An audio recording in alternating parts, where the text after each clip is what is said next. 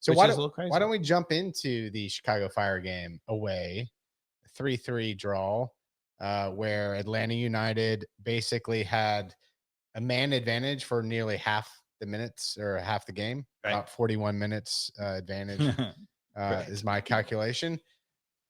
So, we come out of the gates with a goal where we have a free kick, I think, on the edge of the box where Miguel Barry finally gets taken down, That's something. making a run into the Yes. box, Coach tells me to go down, which so that Almada can score. sets up a free kick for Almada. And, that's what I love about Almada versus everybody else, whether it's PT Martinez or Barco, anybody who's ever taken free kicks for this team. Yep.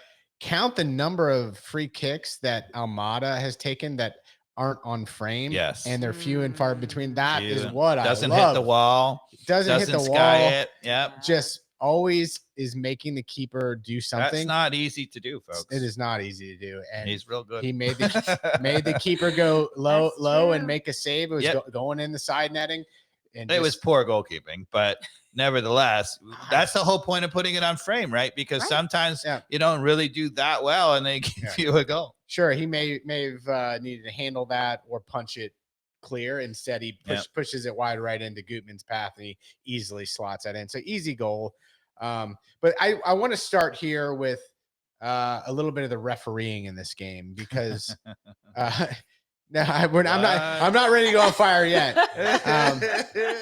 But no, I think early on, Almada made a clear, or no, it was, I think Araujo made a clear break through midfield, and someone just did an obvious tug because we were going to have a really good attacking chance. It was, I think, Navarro or somebody like that. And I have to say, that has been the last few weeks. You've seen it, not only the attention to Almada, but the number of times he's just been so clearly just grabbed. Oh, yeah. I was getting frustrated for him. And I feel like this is where MLS refereeing probably played into this. People in the league office are saying to the referees, look, you cannot allow teams to just grab a star player like that over and over. So early on, I'm thinking, because you don't necessarily want to just give yellow cards freely at the beginning of the game. Yes, that was decisive. Good yellow card because it was so obvious. So obvious. It was just to stop a very advantageous moment in the game for us. And then I don't know if it was 10 minutes later, you got Miguel Barry, who actually made a lumbering run in the box with. I don't know if I'd call it a run, but but there was something. It really was like watching it. It's not that dangerous. There's 3 Chicago Fire players closing in on it. And none of them needed to foul him. And in fact, they were trying to be somewhat careful. Let me give you a clue, Chicago. He's not going to score. He was never going to score. And somebody like nicked his heel, and it certainly wasn't malicious. It certainly wasn't whatever. And intentional. And it happened to be the same guy who a few minutes later had done the intentional yellow card. And 2 guys kind of hit him. He could have given it to the other guy. Could have given it to the other guy. But this referee decided to make the game a little bit about himself and saying, I'm going to give a red card, 2 yellows equals a red, and make this game lopsided. And to me, that is just poor refereeing. In general. I think as an example, again, I think he had to have been wound up by people talking to him, or even himself watching the previous games, as the referees do, and saying, look, the people keep grabbing him, and I've got to help to put a stop to that. Because it's just a horrible thing for soccer. If you have the best players in your league, and every time they get free, guys just take turns grabbing them, it's just horrible for the game. I totally agree. So, that's where the first one, absolutely yellow. But this one, I feel like the ref has to just take a deep breath and say. But he was hyped up because of that first grab. So it made a bad call. He should not have sent him off. And look, again, because they did that, Chicago put themselves in a bad situation because Barry is making an attacking run into the box, which the ref has to assess that too. I get it. But I think the right thing would have been to your point, maybe give the other player the yellow card. Or just say, hey, that's a foul. Great chance for a free kick, which ended up being a goal anyway. everything's right in the world. Is the ref allowed to assess that because it's Barry, it's not really a threatening situation? I think that isn't it attacking? Yeah. All right. So I kid, people. I kid. Of course. Put a pin in the fire, but that's where I'll stop there. So now we are up with a man advantage. Yes. And then we didn't really talk about the lineup. Oh, go ahead. This is a good pause. Yeah, I mean, we've mentioned it a little bit, and we were probably remiss about not mentioning it more. I have felt like Pineda has not used the squad really at all. I mean, we've been really adamant about Hernandez, but also Abram. Where's the moment, for him? Where is the occasional start for a Tyler Wolf, right? I've been really advocating that we should do that, in a game where we're playing a terrible team like Chicago. Yeah, they're terrible. And that's a moment where you can sneak another player in. But God bless. He did that with Abram in the back, right? Well, he did it all at once. Yeah. Which is nuts. We are not that good. Right. So, maybe your Man City, you can make 6 changes, right? Their bench is ridiculous, right? So he decides to rest Miles out of the gates and put in Abram Miles and see how he's doing. But then he decides to rest Giacomakis on the other side of the field. Well, Giacomakis, you maybe say he's not ready for 40, for 90 minutes again. Bullshit. When is he ready? But he looked kind of ready to me. Yeah. But you get Barry instead. But there's not it. We just keep going. Well, no, let's just start with Barry. Now, I am done with this. Yes. I thought he did better this time around. No, he was absolutely shambolic in this game. I was trying. Are you kidding me? You must have heating up. This is where I have a real problem with even early on the MLS commentary.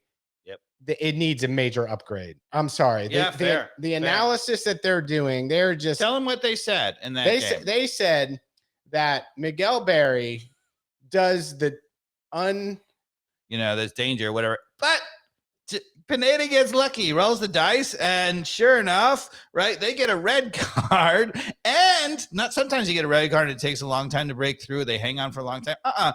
They get a red card and we score off the ensuing free kick, right? So we're at 1 man and 1 goal. So if you're like Pineda, you're like, man, this is the day to switch it, right? We could play with, Cobb, get all the teenagers in there, no problem. Fortune, whatever, it doesn't matter. But then Dave is going to show us, we're going to go to the replay here, I think, as a lot of the same problems, right? Yeah, the bottom line, and I'm going to show an example of something that we do tactically, but here's the thing, okay? And here's the thing I really want to say about it, right? So after this game, Pineda says, it's really disappointing that we're giving up soft goals. I'm not sure if you guys know, but we are leading the league in the MLS in scoring, number 1. Mm-hmm. We are 28th out of 29th in goals against. We are basically dead last. And so we're scoring a bunch of goals. We're giving up a bunch of goals. So, entertaining for the fans, I guess. But here's the thing, right? So when you're giving up the most goals in the league, second most, one of the things you have to say is, why is that the case? And we keep allowing teams to get up the field. He says, okay, we're giving up these soft goals, right? And it's true. Some of these goals have been soft. But the reason why you give up soft goals is because you allow people to get up the field easily. When you do that and they get across, occasionally someone's going to do something stupid and we're going to give up a soft goal. The way you prevent soft goals is don't let the other team get up the field. Don't give the opportunity for defenders to make mistakes. And so the absolute definition of this, right, is up a man against the last place team, right? If you are up a man against the last place team, you should not be allowing them to get up the field whatsoever. And we give up 2 goals, right, when we are up a man. They're getting up the field the exact same way they were at the beginning.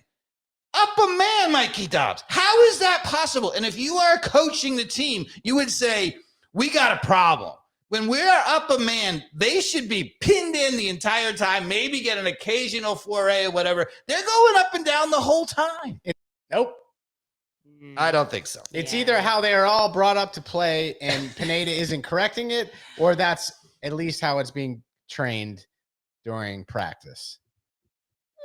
Correct? So once again, in the previous game, I said I could prove to you it was a lack of urgency and intensity because Lennon was actually right on his guy and came running in to do it. Now I can kind of prove to you that it's a real tactical thing because now it's Hernandez. He did the exact same thing. So, Carmen, can you go to the Chicago highlights? Back it up a little bit to where Shaqiri is running into the open space before we had it paused. Just to show, I think what's missed by even people like myself, further. People like myself who, when you're looking at it, my thought was like, I knew, obviously in this scene right here, Gutman is pinched in too far as, again, with a man up for whatever reason, Atlanta United is allowing Shaqiri, the best player on Chicago, not to be marked up, running with acres of space with a guy wide out to his right. And I'm like, Dave, I noticed that Gutman was pinched in here. Doesn't he have to kind of wait until the play unfolds to not commit too much of going outside? And Dave says, no, get further out wide earlier so that the other three players who are back can sort out their assignments. Yeah. That is the key insight here for why Gutman should not be pinched. And you're like, well, if he goes outside, then Shaqiri is just going to bomb right into the box. No, what will happen is Miles, or whoever it is right behind Gutman, will come out and address Shaqiri earlier on because he gives the signal to say, I'm going to go mark the guy running down the flank. You take care of the guy who's running the ball. And then everything else kind of falls in line like dominoes to take the responsibility for the remaining players. That to me it's hard to see when it's happening so fast, but that's what happens when you get this pinch-like mentality that's happening. In my view, in the modern game of football, right, you cannot. So once upon a time, every coach would have told you that's a place to be pinched in because the middle is the danger, right? Yep. That's what you heard coaches say all the time. Yep. Okay. In the modern game where the ball is super light and you can whip in a ball and a cross or whatever, that is no longer true. Right. As you've seen from all these chances, right? They didn't come through the middle. Right. And you cannot in the modern game give any player, even a bad team like Chicago, you cannot, anytime you give a winger the time all day to trap the ball, get their head up, have everybody timing a run and cross it, you're basically giving up free kick after free kick after free kick. And it's even worse because you don't have set time to get your defense set, right? And so you get killed on that, right? Carmen, I know you're a Manchester United fan, right? Yes. Do you know our defensive record this year? I do not. How did we do defensively this year great. under Ten Hag? Great. Right? And, absolutely The great. first thing that Ten Hag did before he even signed Lisandro Martinez, who helped, obviously, we got rid of Maguire, and everybody's pointing to that. The first thing that he did, right, under the previous two regimes, Ole Gunnar Solskjaer and then Rangnick, however you pronounce his name, Ralph Rangnick, they had those guys pinching in also like this, and we were constantly giving up this cross, right? Soon as Ten Hag came in, he said, you can pinch in a little bit, but you can't be pinched in so far that when they play out there, you can't get there. And in particular, you cannot give out a 50-yard switch to that ball, because if you do that, you cannot press. Got it. Right? Yep. Pineda calls ourselves a pressing team, right? You cannot press if they're pinched in because they have that guy open. And you saw it in the last game where he just aimlessly kicked the ball up the field under a press, right? And they got a goal off of it. Yeah. Right? And here you're seeing exactly why. You cannot press this. Even if there was a guy marking Shaqiri, it doesn't matter. He's got a guy wide open. And the difference is really subtle. That's what I want to point out to the listeners and the watchers here. Like, if Gutman continues to go a little further out, particularly at this moment right here, it makes all the difference in the world in my mind for the rest of the team in the back line to sort it out. Even though we're down a man, right? Like, look at this frame. It's 6v5, if my math is right. So it's not a good situation even to begin with, because we're definitely outnumbered on everybody that's on this side of the field. Yeah, what I would say is at this point where we have it frozen, if Gutman goes out now, I think it's a danger, because then the question is, he allows Shaqiri to run straight in, whatever. The reason why he has to be out there to begin with is so that Abram in this case can be like, okay, if we get a breakdown in the midfield, which has clearly happened here because Shaqiri is running with the ball with no space, right? I know I'm the guy to step up.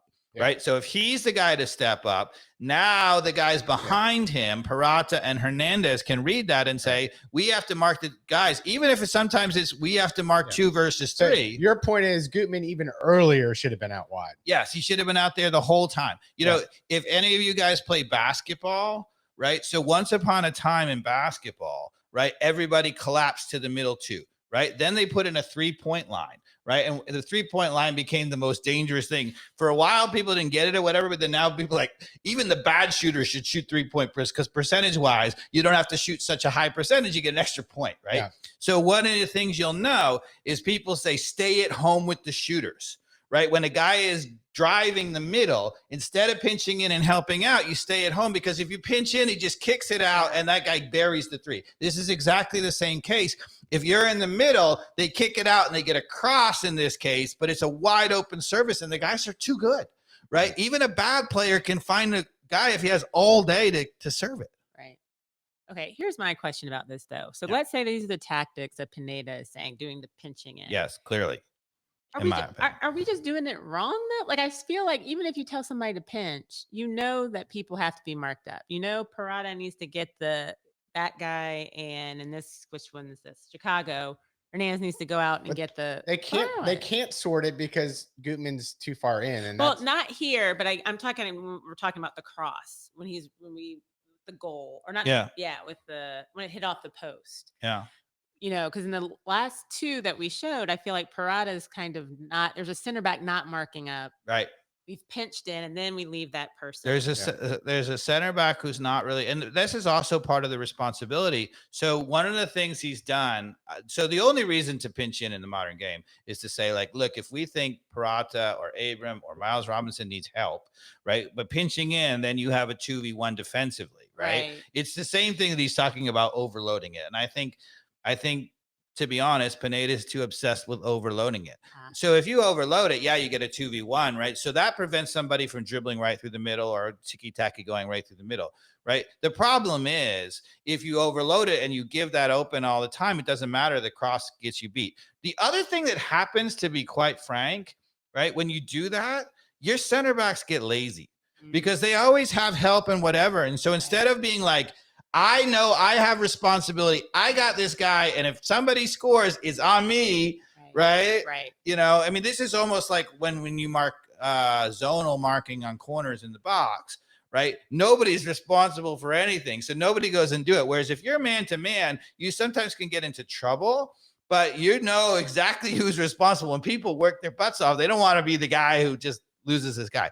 So what I would say is, you stay at home to a certain degree outside. You take away that outside player and you say, okay, we've got Miles Robinson, we've got Purata. They're big and strong and decently fast, particularly Miles Robinson. They're going to win those battles. And most teams have a single guy playing center. I mean, how many teams are playing 2? Right. So in that case, for example, if you go back to the clip, there is a guy running from midfield. And what you would say is, there's a guy who comes into this late, right? And that guy actually, that's got to be marked up by the defensive midfield. Who's there? Right, see that run across diagonal? Carries in. The cross, back post, full volley off the bar. Oh, what a chance for Chicago. Good. Hit pause on that. We're going to get the YouTube audio is going to crush us there. I forgot to hit mute. My bad. No, that's my bad. Sorry. So what else? This was early on, and then we get the goal, and then just for a halftime, they score against us, even though they're man down. The Olympico, right? And everybody is talking about, okay, well, we give up an Olympico, right? And you're like, That's a problem. Is it the goalkeeper's fault? Is it the guy at this front post, et cetera, et cetera? And yes, all of these things are true, right? But you're up a man, Mikey Dobbs. How many corners should the other team have? Yeah. 0. Well, if you get a really good team, I mean, maybe occasionally or whatever, but now we're talking about, we know that they've gotten lots of chances. They've gotten crosses. They've gotten attacking that's ended up in a corner, right? That says to me, it is, so you can now take, diagram it and take it apart and say we should have done this or that, whatever. I think, to be honest, what we should have done is never give up a corner, not a man up. I mean, and that's what I would say overall. If you want to stop giving up soft goals, don't worry about whether or not you tactically do this or that or whatever in terms of the guy who got beat in the play, that Joseph Martinez where he ran by us, in Miami, should have marked him. Somebody should have running with him. The bottom line is you cannot let them up the field that easily all the time. You're going to give up soft goals. So that's where it's coming. Not only was it a soft, don't give up a corner kick, but as far as Olympicos go, that's maybe the softest of all time. Yes. There were literally 5 Atlanta United players on the near post, including the goalkeeper. So the 4 defensive. I think there was one Chicago player who actually ran a good 10 yards past the near post towards the corner where the corner was being taken. And I think Hernandez followed him. Then there was 3 other Atlanta United players like Parata and 2 other players. And then the goalkeeper. And it just was a comedy of errors that it was able to go in, frankly. Yeah, and they won't show it on the highlight package, so maybe you can go to the second goal. No, they show. I think they no, but I mean, what I was going to say is they don't really show what ended up in the corner. Oh, right. Got the corner. So if you go to the second goal, I mean, you can show that if the Olympic, if you want. That's all right. But go to the second goal, and I think you'll say, all right. And if you start it from the very, very beginning of it. Right, there's the goal, right? It's a throw in, and then it leads to Shaqiri being able to get a free cross because Araujo is not putting any pressure on him. And then you've got Ronald Hernandez, and I think it's I don't know if it's Miles at this point. No, he's not in the game yet. Must be Parata or Abram. Yeah, now you got it, so you can just play. It's Parata and Hernandez on the far side, both pretty close to their guy. But Shaqiri has all day to look up and play a probing ball into the box into Shabilko, who does a nice chest down to whoever scores the goal here, the number 7.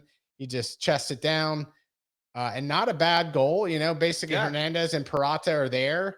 They're not too far off their marks. Good goal. Good. It's a good. That's in my notes. It was like it's a good goal. It wasn't terrible defense. No, but this is my point here being, so what I was going to say about this goal is good goal, right? Sometimes you're going to give up this goal no matter what. Yeah. But with a man up, how are we giving them up the field all the time, right? How are we giving up the previous, right? The chance that we just saw that they didn't score on, right? How are we giving up the players up the field? It was 11v11 on the crossbar one, to be fair. But we were giving up. They were going up the field routinely. Yeah. If you watch that game, we had more possession in the game, but we had more possession and we continue to have more possession, right? Nothing changed after we went up a man up. Yeah.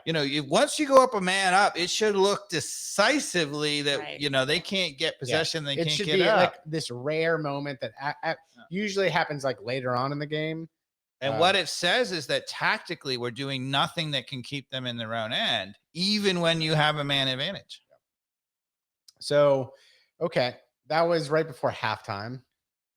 And then Chicago comes out. That was the goal after halftime. That was the second one. Oh, was it? Okay. Yeah. So that was just after halftime. Yeah. Now it's 2-1 Chicago. 2-1, a man down. 2 goals with a man down against us. I mean, really? How in the world? The only way you can give up 2 goals up a man is if you cannot keep people from getting up the field. Because otherwise, even a decent team with up a man, they never get up the field.